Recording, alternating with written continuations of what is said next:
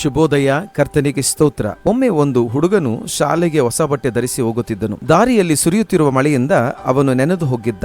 ಇವನ ಸ್ಥಿತಿಯನ್ನು ಕಂಡು ಎಲ್ಲರೂ ನಗಾಡಿದರು. ಈ ಹುಡುಗನು ದುಃಖದಿಂದ ತನ್ನ ಅಪ್ಪನಿಗೆ ಕರೆ ಮಾಡಿದನು. ತಕ್ಷಣ ಅವರ ತಂದೆ ಓಡೋಡಿ ಬಂದು ತನ್ನ ಶಾಲನ್ನು ಹುಡುಗನ ತಲೆ ಮೇಲೆ ಒದಿಸಿ ಕೈ ಹಿಡಿದು ಮನೆಗೆ ಕರೆದುಕೊಂಡು ಹೋದರು. ಯೋಶುವ 1ನೇ ಅಧ್ಯಾಯ 9ರಲ್ಲಿ ದೇವರು ಈ ರೀತಿಯಾಗಿ ಯೋಶುವನಿಗೆ ಹೇಳಿದನು, ನೀನು ಹೋಗುವಲ್ಲೆಲ್ಲ ನಿನ್ನ ದೇವರಾದ ಯೆಹೋವನು ನಿನ್ನ ಸಂಗಡ ಇರುತ್ತಾನೆ. ಇದು ಕೇವಲ ಆಶ್ವಾಸನೆಯ ಮಾತು ಮಾತ್ರವಲ್ಲ, ಇದು ಯೋಶುವನಿಗೆ ದೇವರು ನೀಡಿದ ಸತ್ಯವಾದ ವಾಗ್ದಾನ. ನಮ್ಮ ಜೀವನದಲ್ಲೂ ಸಹ ನಾವು ಕುಂದಿದಾಗ, ನಿರಾಸೆ ಆದಾಗ, ನಾವು ಎಲ್ಲಿಗೆ ಹೋದರೂ ಆತನು ನಮ್ಮ ಜೊತೆಯಲ್ಲಿ ಇರುತ್ತಾನೆ. ಆತನು ನಮ್ಮನ್ನು ಕೈ ಹಿಡಿದು ಸಾಗಿಸುತ್ತಾನೆ. ಇಂದು ನೀನು ಏನೇ ಎದುರಿಸುತ್ತಿದ್ದರೂ ನೀನು ಒಬ್ಬನೇ ಅಲ್ಲ, ನಿನ್ನ ದೇವರು ನಿನ್ನ ಸಂಗಡ ಇದ್ದಾನೆ ಎಂದು ಧೈರ್ಯದಿಂದ ಮುಂದೆ ನಡೆ. ಈ ದಿನ ನಿಮಗೆ ಮತ್ತು ನಿಮ್ಮ ಕುಟುಂಬಕ್ಕೆ ಆಶೀರ್ವಾದವಾಗಿರಲಿ. ಆಮೇನ್. Praise the lord.